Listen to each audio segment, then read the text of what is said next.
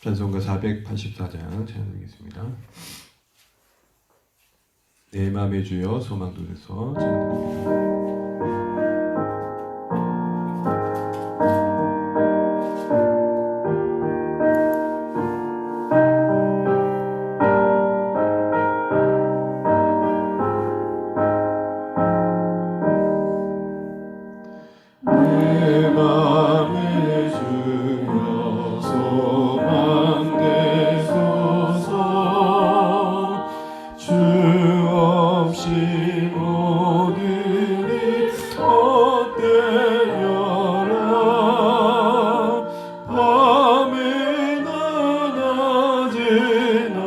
주님 생각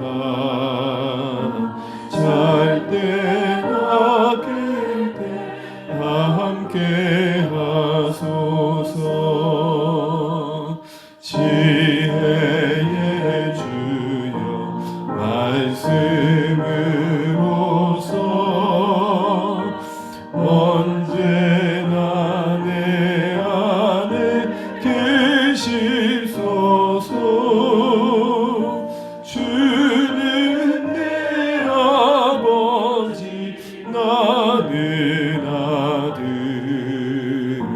주 안에 내가 늘 함께하네.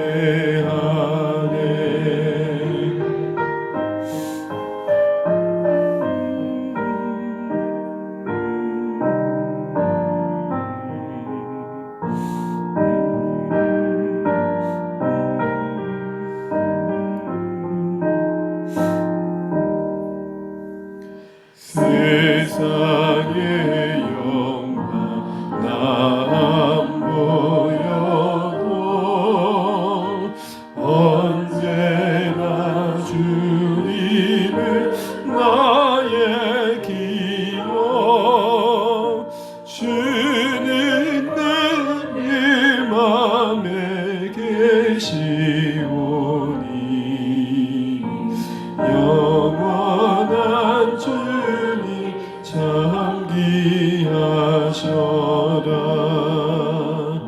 영원한 주님 내 승리의 주 하늘의 기쁨을 주옵소서. 어떠한 고난이 닥쳐와도 만유의 주여 소망 되소서.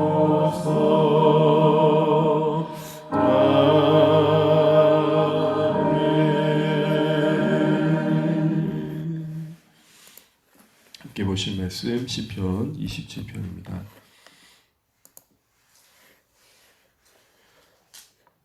시편 27편입니다.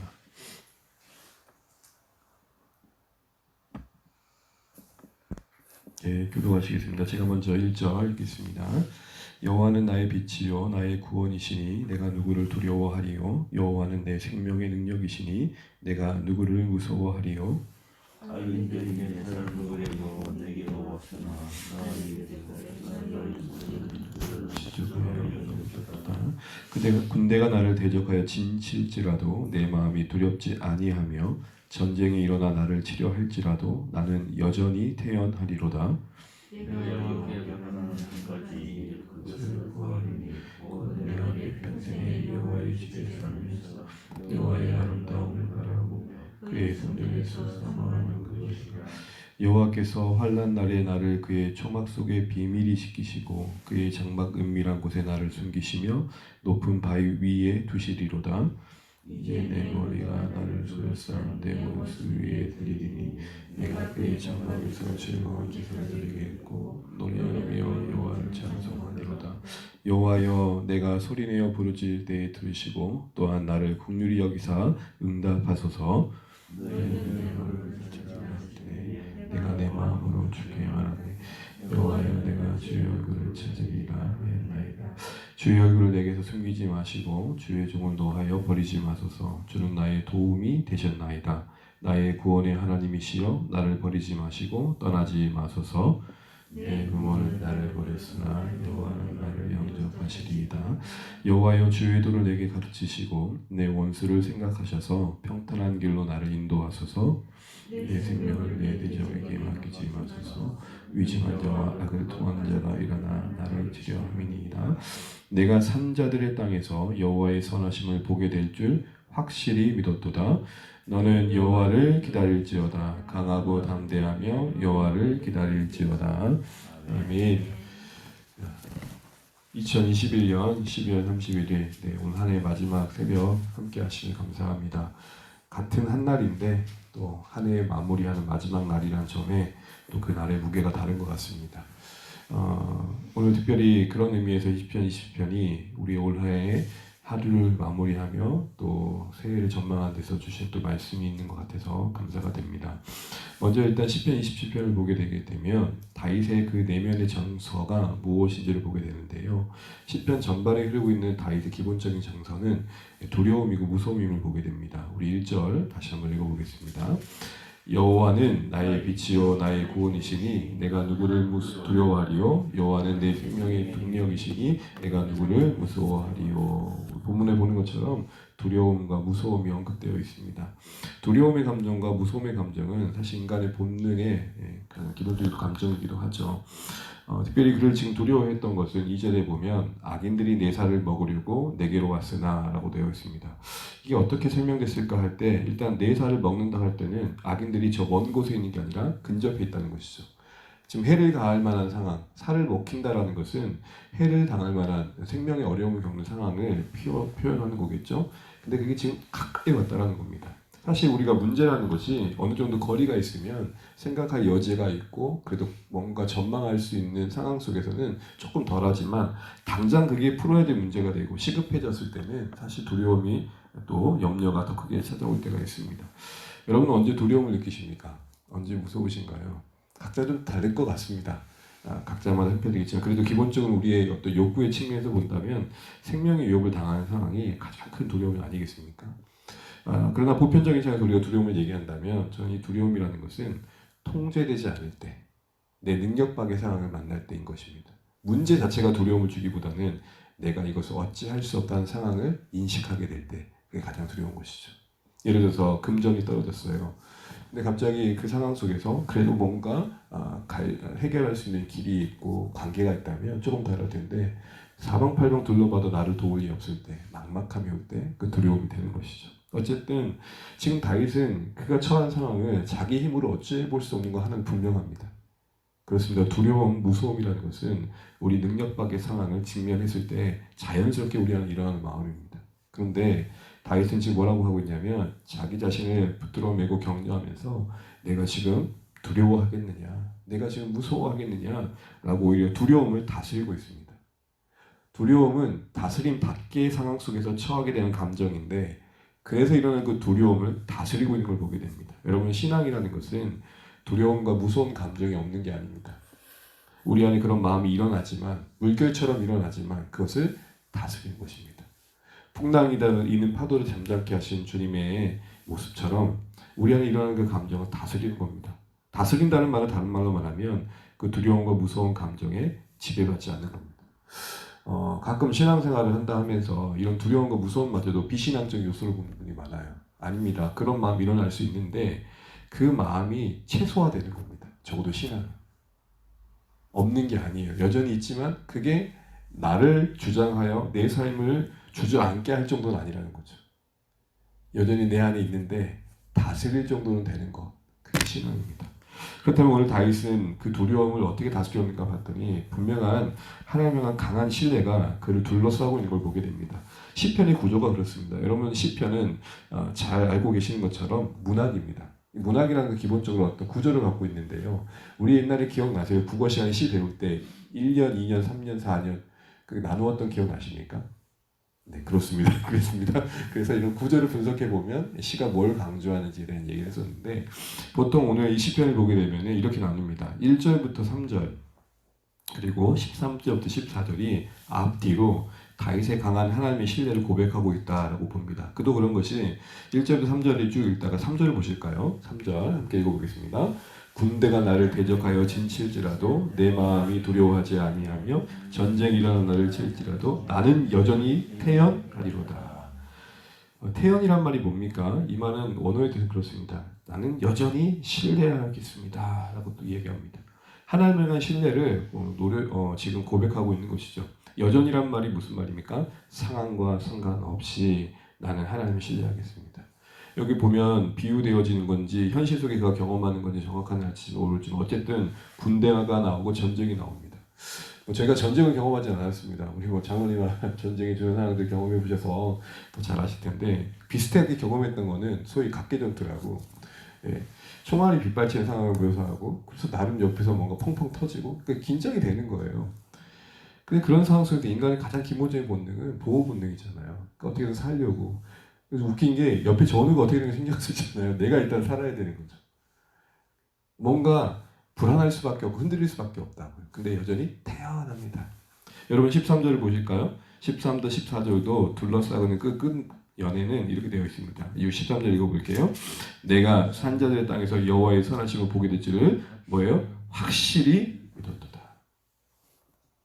어쨌든 지금 다윗의 이 중심에 이런 신뢰가 그를 둘러싸고 있는데 1절부터 3절과 13절, 14절 그 사이에 있는 4절부터 12절의 내용은 그런 신뢰 속에서 지금 기도가 올려지고 있다라는 구조를 시편은 우리에게 보여주고 있습니다. 그렇다면 여러분 어떻게 이렇게 신뢰가 다윗을 그래도 주장하고 그런 중에 두려움과 무서움의 감정들을 다스릴 수 있었을까 할 때 저는 4절부터 6절부터 쭉 보면서 적어도 다윗이 두려움을 이길 수 있었던 것은 가장 두려워했던 것이 하나님이시기 때문에 그랬습니다. 달리 말하면 그가 가장 두려워했던 것은 하나님을 잃어버린 거였습니다. 우리의 두려움의 감정의 이면에는 그 대상을 잃어버린 것에 대한 염려죠. 돈을 두려워하는 사람들은 돈을 잃어버리면 안 되겠다는 생각을 하는 겁니다. 건강을 두려워하는 사람들은 건강을 잃어버리면 안 되겠다 싶은 생각을 하는 겁니다. 다시 말해 그 자신이 갖고 있는 소원함이 뭐냐가 그 사람의 마음에 가장 두려움의 내용이 된다는 것입니다. 가정의 행복을 가장 큰 소원으로 생각하는 사람들에게는 가정의 아픔이 가장 큰 두려움이 되는 것이죠. 오늘 다윗이 4절에 이렇게 말합니다. 우리 함께 읽어보겠습니다. 4절입니다. 시작.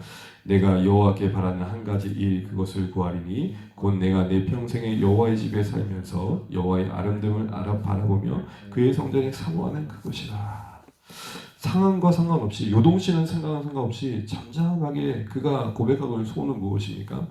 내 평생에 구해야 된다면 이거 하나만 이루어 주신다면 그 한 가지 소원이 있는데 그건 뭐냐? 여호와의 집, 그 성전에서 하나님의 그 하나님 되심을 바라보며 그 하나님 앞에 머무는 것이다. 하나님의 임재 안에 거하는 것이다.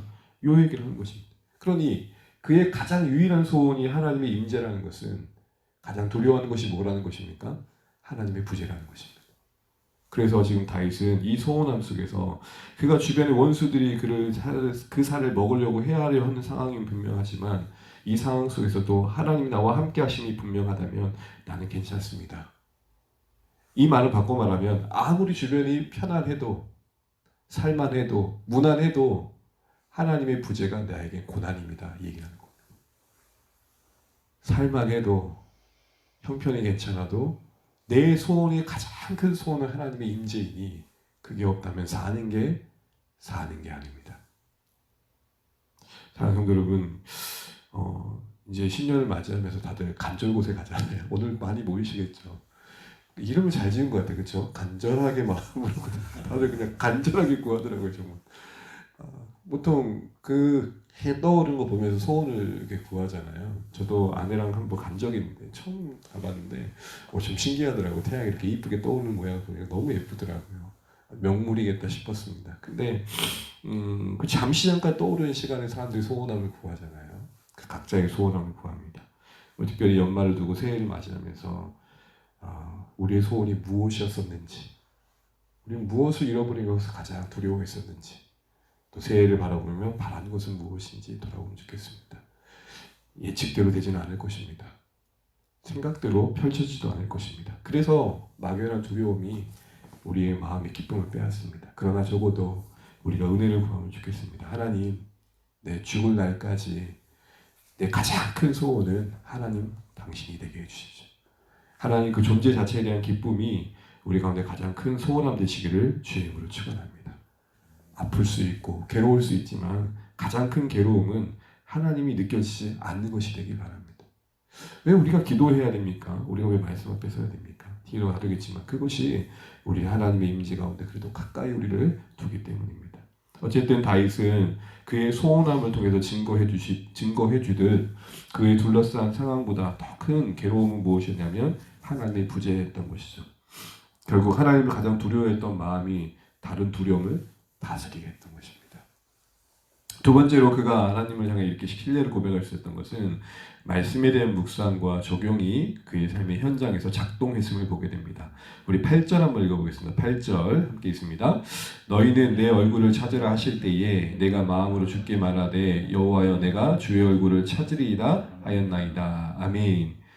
이 말씀 보면 참 귀하다 싶어요. 좀 다윗이 이 시점이 언제인지 모르지만 적어도 이 8절의 말씀은 과거의 어느 때에 하나님께서 말씀 속에서 자신에게 도전을 주신 거예요. 너희는 하나님 얼굴을 찾아라 라는 말을 들었던 거고 거기에 다윗이 어떻게 반응합니까? 마음으로 그래 내가 어느 때든지 어떤 일이 있으면 주님을 찾아야지.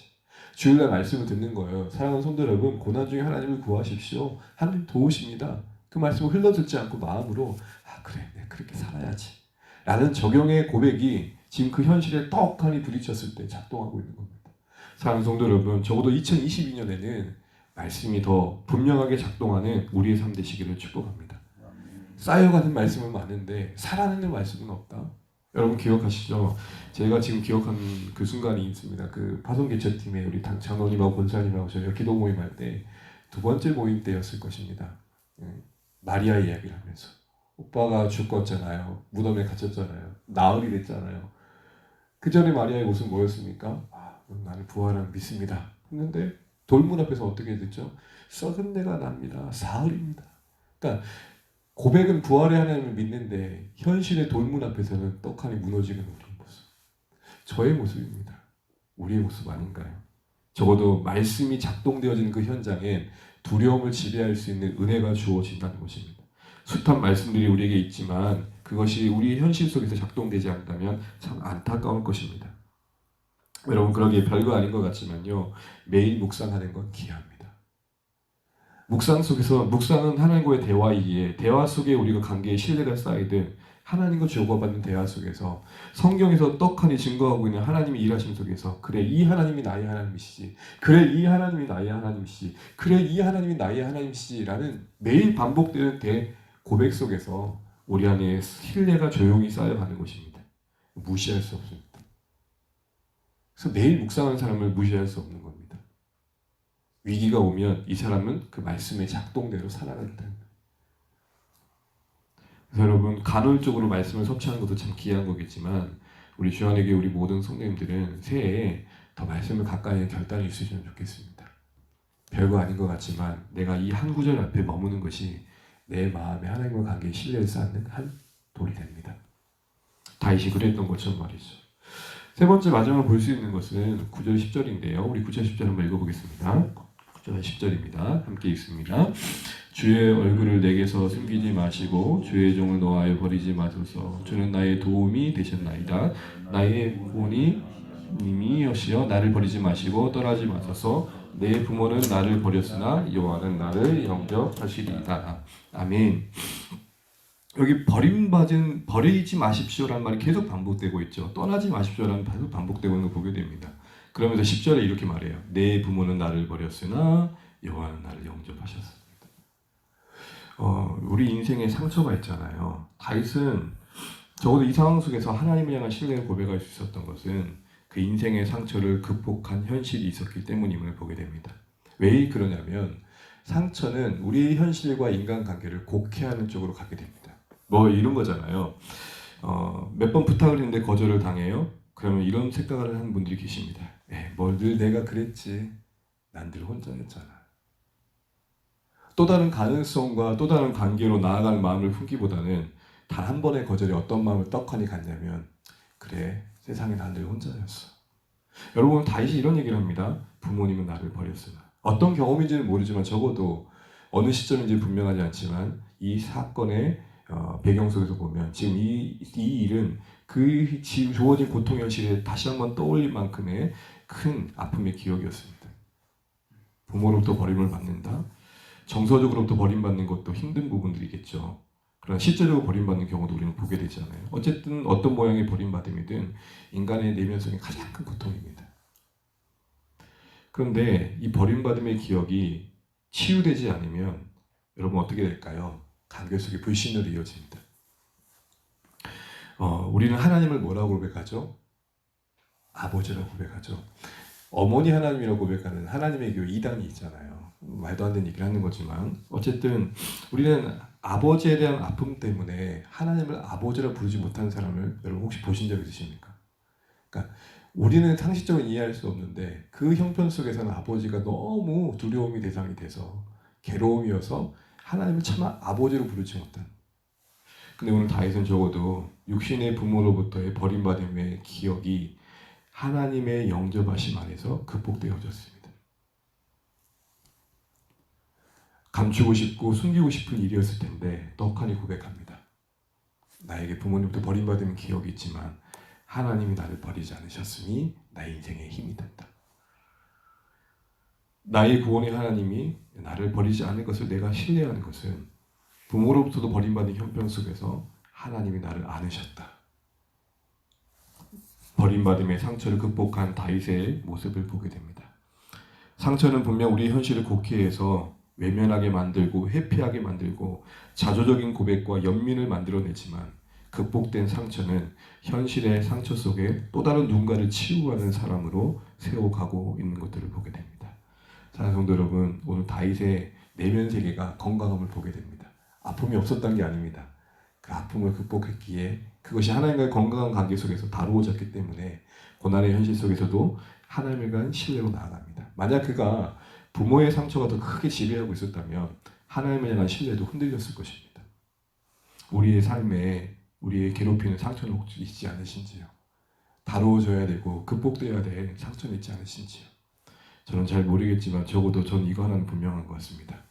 우리 인생의 그 어떤 아픔보다도 하나님은 크시다.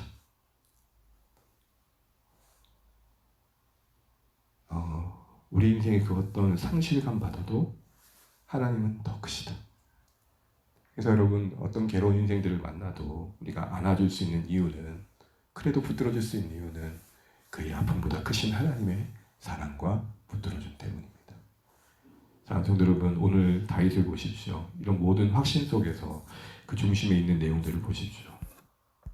무엇이 있었습니까? 하나님을 잃어버린 것이 가장 큰 두려움이었기에 다른 두려움이 아니었습니다. 또한 말씀 속에서 쌓여갔던 하나님과의 신뢰가 결국 현실 속에 고난의 떡한 현실 속에서 작동되고 있는 걸 보게 됩니다. 무엇보다도 기본적으로 그가 상처를 하나님의 은혜로 극복했기 때문에 위기 속에서도 하나님을 향한 신뢰를 고백하고 있는 걸 보게 됩니다. 자, 여러분 한 해를 마지막으로 마무리하는 이 시점에서 이런 신뢰가 우리 삶을 주장해 가길 소원합니다. 그러면 그 신뢰의 결정판은 뭘까요? 14절 말씀 읽고 마치겠습니다. 너는 여호와를 기다릴지어다. 강하고 담대함의 여호와를 기다릴지어다. 저는 이게 참 놀라웠어요. 확신이 있으면 하나님을 충분히 끌고 갈 만한데 그는 오히려 선을 지킵니다. 그러기에 기다리겠습니다. 우리가 확신이 지나쳐서 하나님을 끌고 갈 때가 있잖아요. 네, 기다리겠다고 말합니다. 오히려 자신을 향해 말합니다. 다윗아, 그러기에 기다려라. 여러분, 2022년은 우리에게 많은 기다림을 요구할지 모릅니다.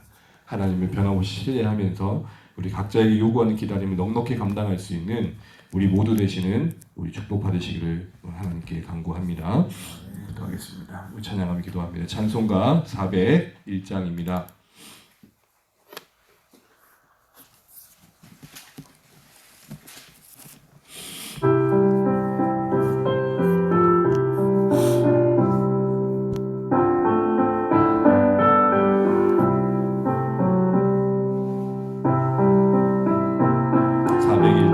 주의 곁에 있을 때 찬양 드리겠습니다.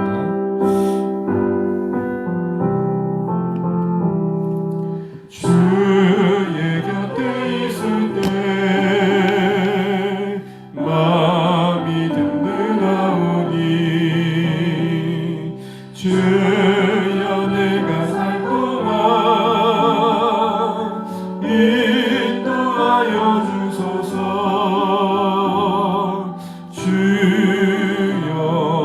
주여 나를 인도하소서. 바른 세상 살 동안 주여 인도하소서. 비난처인 예수여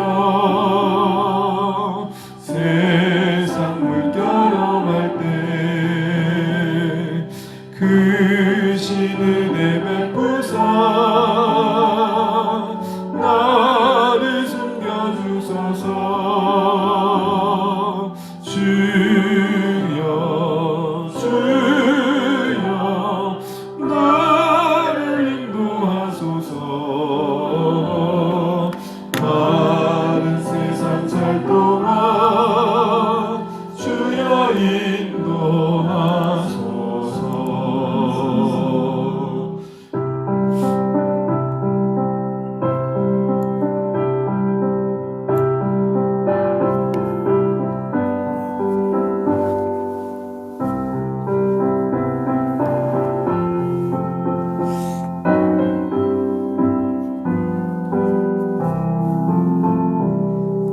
세상 꿈까지 가는 영원 없는 나라와 눈물 없는 곳으로 들어가게 하소서. 주여 주여 나를 인도하소서. 바른 세상 살 동안 주여 인도하소서.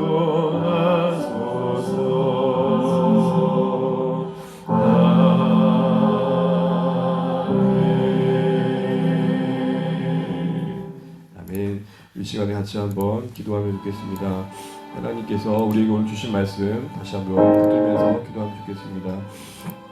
다윗이 내가 무엇을 또 누구를 두려워하며 무서워하리오라는 고백에 강한 하나님에 대한 신뢰가 확신이 있었음을 봅니다. 그리고 그 중심에 그 무엇보다도 하나님을 잃어버린 것이 가장 두려웠기 때문이었고, 그래서 다른 것을 잃어버린 것보다 하나님을 잃어버린 것, 하나님의 부재가 가장 큰 두려움이었음을 봅니다. 말씀의 묵상 속에 쌓여갔던 그런 신뢰가 있었습니다. 무엇보다도 그 인간의 상처가 극복되어져 하나님과 관계에 건강함이 있었음을 보게 됩니다. 그리고 그 모든 신뢰가 결국 기다림으로 향함을 보게 됩니다. 우리가 진짜 하나님을 믿는다는 것은 우리의 방법으로 우리 원하는 때 하나님을 끌고 가는 것이 아니라 하나님의 일하심에 우리가 함께 동행해 가는 것임을 믿습니다. 오늘 20주년 주셨던 말씀 앞에서 우리의 기도 제목들이 있다면 함께 간구하시면 좋겠고, 무엇보다 우리 주안의 교회 모든 성도님들이 매일 묵상하며 매일 주님과 더 가까이 있는 중에 하나님과 관계에 신뢰가 쌓여가는 삶 살았으면 좋겠습니다. 맞이한 2022년에는 성경 통독을 넘어 성경 애독의 자리에 섰으면 좋겠습니다. 평생 말씀이 있는 것이 목표가 되면 좋겠습니다. 하루에 몇 장 있는 것보다 하루에 매일 말씀을 가까이 하는 그런 신앙의 삶 살면 좋겠고요.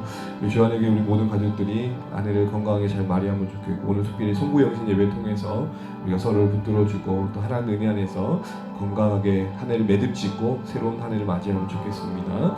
은혜 주시라고 기도해 주시고, 특별히 우리 모두의 건강을 위해 기도하시되 특별히 우리 가족분들의 건강을 기도하겠습니다. 우리 민성윤전의 아버님, 그리고 우리 미아자매의 어머님, 그리고 경미자매님, 그리고 오라버님, 이 모든 상황들이 하나님께도 가까이 나아가는 기회가 되면 좋겠습니다. 그리고 각자 또 기도 제목 가지고 기도하시다가 오늘 하루도 주 안에서 승리하시고 저녁에 뵙도록 하겠습니다. 그럼 기도하시겠습니다. 하나님 아버지 은혜를 감사합니다. 우리를 붙들어주시고 이 새벽에도 기도하며 하나님의 무릎 꿇고 나아가게 하신 것들을 감사합니다. 하나님 오늘 다윗이 하나님의 가장 강한 신뢰를 보이고 있는 것을 보게 됩니다. 그 중심에 하나님을 잃어버린 것이 가장 두려움이었고, 또 하나님 아버지 또 그 삶의 말씀 안에서 쌓여가는 묵상이 있었습니다. 하나님 무엇보다도 하나님과 건강한 관계가 있었음을 보게 됩니다. 하나님 상처를 극복하는 하나님 건강한 하나님과의 신뢰가 있었음을 보게 됩니다. 하나님 또 그 모든 것들이 결국 기다림으로 향하는 걸 보게 됩니다. 하나님 우리가 하나님을 재촉하는 자리에 있지 않았으면 좋겠습니다. 적어도 하나님 되심 안에서 우리 삶을 다스리고 우리 감정을 다스려갈 수 있는 은혜를 더하여 주옵소서. 한 해를 마무리하면서 가장 큰 소원이 무엇인지 질문할 수 있는 기회를 주셔서 감사합니다. 내 평생의 가장 큰 소원이 오직 하나님 되게 하여 주옵소서.